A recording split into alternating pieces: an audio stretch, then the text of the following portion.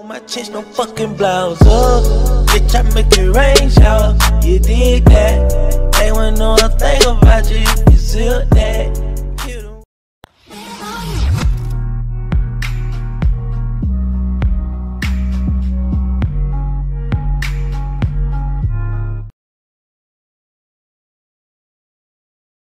Voilà, histoire de, je pense, de frapper fort une dernière fois et de marquer les esprits. Et je pense que, comme l'avait dit un abonné pendant un live de Jam ou dans les commentaires d'une de mes vidéos de celle de Jamini, je sais plus, j'ai vu ça l'autre jour, ça m'a assez interpellé. Il avait raison, je trouve.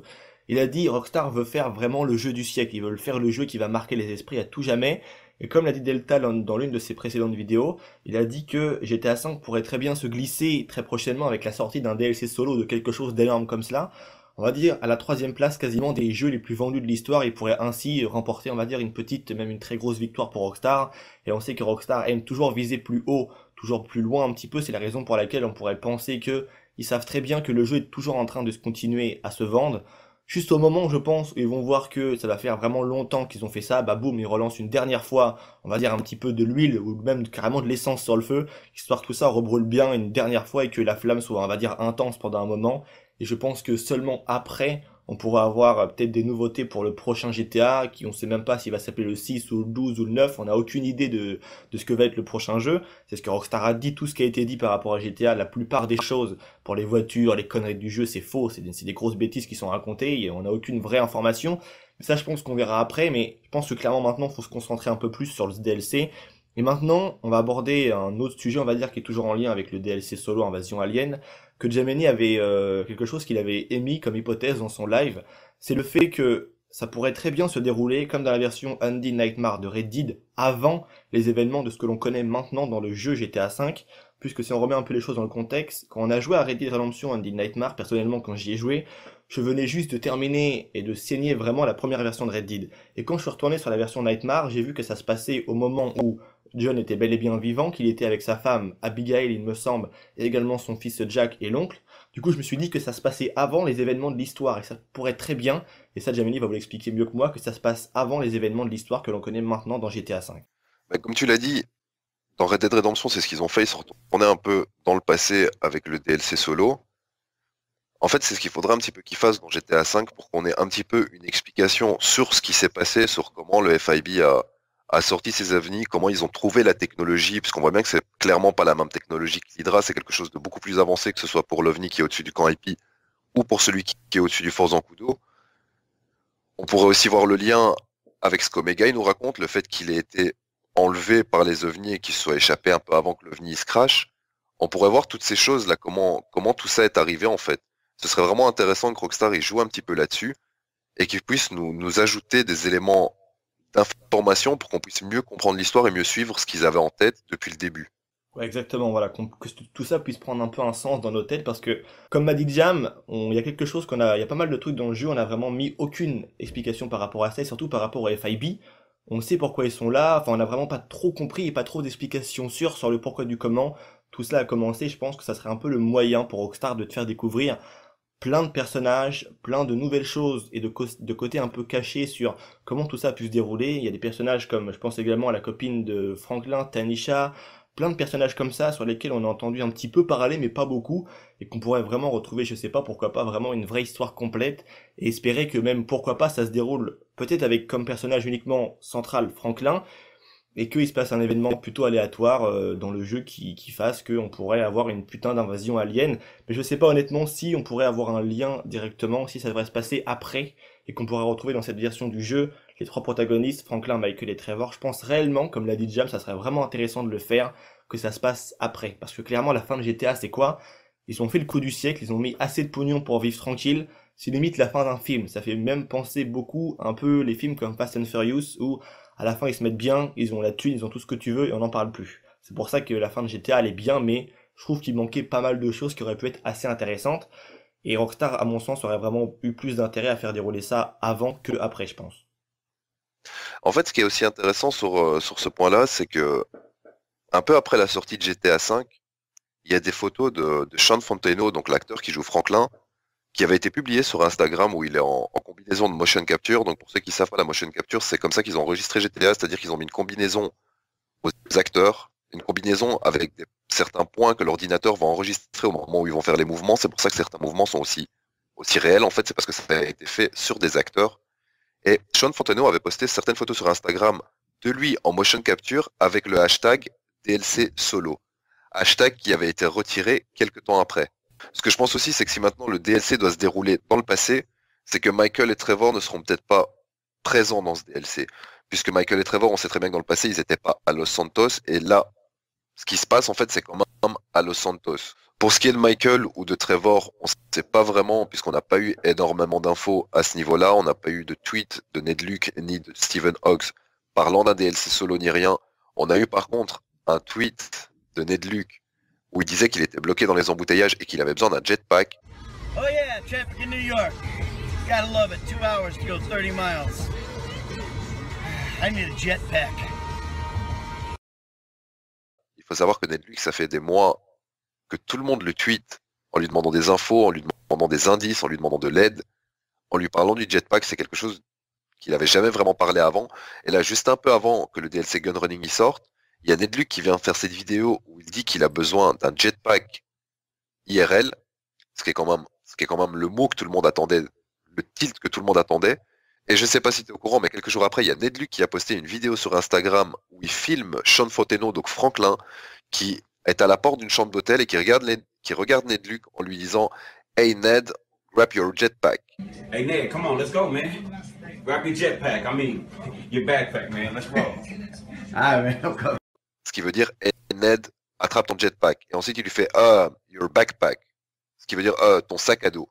Il est clair que tu vas pas faire une erreur entre le mot jetpack et sac à dos. Le mot sac à dos, c'est un mot que tu vas utiliser dans la vie de tous les jours, alors que le mot jetpack, pas vraiment. Donc c'est quelque chose qui a été fait clairement exprès. Ils ont fait ça pour une raison. Et la raison, c'est peut-être que maintenant, Rockstar leur a dit, allez-y, commencez à lâcher certaines informations pour faire monter la hype. Encore, on en revient à l'histoire de marketing. Et c'est peut-être pour ça qu'à l'époque, ils avaient demandé à Sean Fontenot d'effacer son hashtag, parce qu'il avait un peu spoil. Et que là, maintenant, justement, ils leur disent, allez-y, il faut donner, quoi.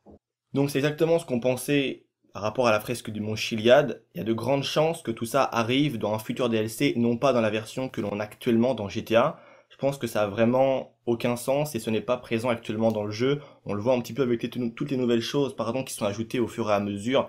Et je pense que il y a vraiment moyen que ça arrive tranquillement au fur et à mesure dans les prochains événements que Rockstar va très certainement ajouter dans le mode solo du jeu, ou même pourquoi pas peut-être un petit peu dans le online. Il se pourrait très bien que le online soit amené à connaître un petit peu cette version de pourquoi pas Invasion, Apocalypse un petit peu. Je pense que ça serait vraiment plutôt intéressant de faire un peu croquer la pomme au mode multijoueur, le fait que les joueurs entre eux puissent vraiment partager une expérience un petit peu, je vais dire complètement what the fuck, le fait de survivre, de combattre, de tout ce que tu veux, une invasion alien qui pourrait pour ma part, je pense, peut-être avoir un tout petit peu sa place en online, mais clairement je pense que tout ce qui est mystère, alien, œuf, tout ce que tu veux, mystère, tout ça, easter egg, ça a clairement plus sa place en solo, et selon moi, c'est vraiment le solo qui doit croquer la pomme en premier par rapport au multijoueur, en tout cas avoir la plus grosse version. S'il doit y avoir un ajout entre le solo et le online, pour moi c'est le solo qui aura l'avantage par rapport au contenu sur le mode online, je pense. On en a parlé, comme on en a parlé dans le live il y a quelques jours. En fait, ce qu'il pourrait faire avec le en ligne, c'est par exemple un DLC, un ajout genre pour les Call of Duty, le mode zombie, pour que tout le monde puisse, entre guillemets, survivre à l'invasion alien et pouvoir trouver une utilité à ces bunkers qu'ils ont fait acheter aux joueurs plus d'un million de dollars. Puisque tu vas être d'accord avec moi, mais les bunkers, ils n'ont pas vraiment d'utilité dans GTA. Pas vraiment. J'en avais parlé avec RJ, qui m'a aussi dit, il a aussi été d'accord sur le fait que les bunkers, ainsi que les grosses armes militaires, les gros tanks, tous les trucs qui nous ont balancés là, on n'en a pas vraiment besoin. Le pire que tu as à faire dans le mode en ligne, c'est peut-être d'aller chercher de la drogue d'un point A à un point B. T'as pas vraiment besoin d'un tank armé militairement pour faire ça, quoi. On va dire un véhicule assez rapide ou un hélicoptère, ça te suffit. Là, ils nous ont quand même balancé un bunker. L'agent 14, il nous parle énormément de l'apocalypse, même dans les descriptions. Pour acheter le bunker, il nous parle de l'apocalypse, donc ce serait peut-être pas mal qu'il nous lâche un petit truc comme ça dans le mode en ligne pour délirer, mais il est clair que ça doit se passer en mode solo. Il doit y avoir une histoire en mode solo, il doit y avoir une continuité ou un prélude au mode solo. Il doit y avoir quelque chose là. C'est clair que si vous regardez bien, si vous prêtez bien attention, il n'y a aucun lien, il y a des indices en online, mais il n'y a aucun lien dans le mode en ligne avec tout ce qu'on a trouvé dans le mode solo. Donc, cherchez pas trop dans le mode en ligne. Les réponses, elles sont quand même dans le mode histoire. Et c'est là que je pense que c'est là que ça devrait vraiment se passer. Et je reste sur mon avis, le fait que ça sert à rien de chercher quoi que ce soit en mode en ligne. Effectivement, il y a des indices ou des trucs comme ça, mais ça ira pas plus loin. Peut-être que comme le Chilean Mystery Guru, il l'a montré dans sa vidéo, ou encore une fois, ils ont changé toutes les valeurs du jeu pour essayer de faire spawn certains éléments à certains endroits, mais ce sera peut-être juste un petit truc comme il y a eu l'événement de la bête sur le mode en ligne avant qu'il y ait l'easter egg du Bigfoot contre la bête en mode histoire. Ce sera juste peut-être une petite préparation en fait, genre un petit teaser. Genre tiens regarde, il y a ça, mais il y aura ça qui va arriver après. Mais encore une fois, je suis vraiment persuadé que c'est dans le mode solo que le gros truc va se passer. Même s'il y a un truc qui va être bien marrant dans le mode en ligne, il faudrait qu'il fasse aussi en fait. Il faudrait qu'il fasse aussi dans le mode en ligne pour pouvoir délirer avec les potes, parce que c'est clair que voilà, de faire une invasion alien et être là avec tes potes et devoir survivre, ça peut être vraiment fun. Mais il faut pas oublier qu'à la base, GTA, c'est un jeu qui se joue tout seul. Normalement, quand tu regardes de GTA 1 à GTA San Andreas, c'est un jeu qui se joue tout seul. Dans San Andreas, si tu avais ajouté un petit mode coopération que tu pouvais jouer quand tu étais avec une de tes petites amies, tu pouvais faire jouer un deuxième joueur, mais ça s'arrête là. Donc GTA, c'est quand même un jeu à la base qui se joue tout seul, c'est un jeu à un joueur. La communauté de Rockstar, c'est une communauté à la base qui est pas spécialement branchée sur le multijoueur, c'est-à-dire sur Internet. Donc ce serait un peu, comme on l'a déjà dit plusieurs fois, ce serait un peu pas logique qu'ils balancent un truc sur le online. Ce serait pas logique, ce serait pas juste. Ce serait un peu dire merde à tous les joueurs qui cherchent dans le mode solo en fait. Voilà, exactement. Je pense que Djameni a très très bien résumé la chose. Il n'y a pas besoin d'en dire plus, c'est clairement ça. S'ils font le contraire de ce qui est vraiment l'essence même de GTA, c'est de dire un non et de cracher à la gueule des autres, quoi, tout simplement. Je pense qu'on a dit tout ce qu'il y avait à dire par rapport au sujet de la vidéo, je pense. Ouais, je pense on a abordé effectivement, pas mal de sujets. S'il y a d'autres sujets qui doivent encore être abordés, je pense qu'on va en garder pour une prochaine vidéo quand même, pour faire saliver un peu les viewers. Exactement. Il y aura d'autres vidéos, vous inquiétez pas, qui vont arriver avec Jam, également avec TGS, Delta, il y aura beaucoup de choses qui vont arriver. On travaille ensemble maintenant depuis pas mal de temps, même depuis, on peut le dire pas longtemps, mais ça commence à faire pas mal de temps.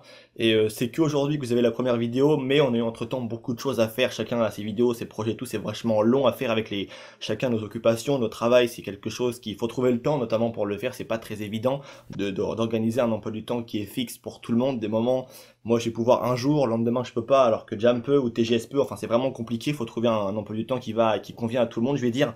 Mais vous inquiétez pas, il y aura toujours des lives, restez bien à l'écoute sur la chaîne de Jam, pour ceux qui le connaissent pas, mais ça m'étonnerait très honnêtement. Sa chaîne sera en description, elle est également en subbox sur le côté de ma chaîne, n'hésitez pas à aller vous abonner, aller faire un tour. Il y a également la chaîne d'autres potos de la team, tels que Delta qui nous a rejoint très récemment, qui est également en description et dans la subbox, et c'est pareil pour le poteau TGS. N'hésitez vraiment pas à aller faire un tour, à rester vraiment à l'écoute. Pour ce qui est des vidéos, ça va vous plaire, vous inquiétez pas. Également pour ce qui est des lives, comme j'ai dit très récemment, on a de temps en temps en vidéo et en live plus ou moins, comme on peut le voir sur la chaîne de Djameni, Orgé de la chaîne Trippy Commentary, et également on a fait un live l'autre jour avec un gros youtubeur américain, Robin Rams, donc c'est vraiment très intéressant. Un gros merci à toi Djameni d'avoir participé pour cette vidéo, ça m'a fait plaisir, c'est qu'à le dire, d'accueillir. Bah, merci à toi, ça m'a fait vraiment moi plaisir aussi de faire cette vidéo avec toi depuis le temps qu'on en parle. Et il y en aura bien d'autres qui vont arriver. Donc voilà, c'est tout pour cette vidéo, j'espère qu'elle vous aura plu. Encore merci à Jam, tous les liens sont en description comme d'habitude. N'hésitez pas à mettre un petit like, à donner surtout votre avis dans l'espace commentaire, c'est vraiment très important. Je vous dis à très bientôt pour une nouvelle vidéo, c'était Vince. Allez, peace les gens.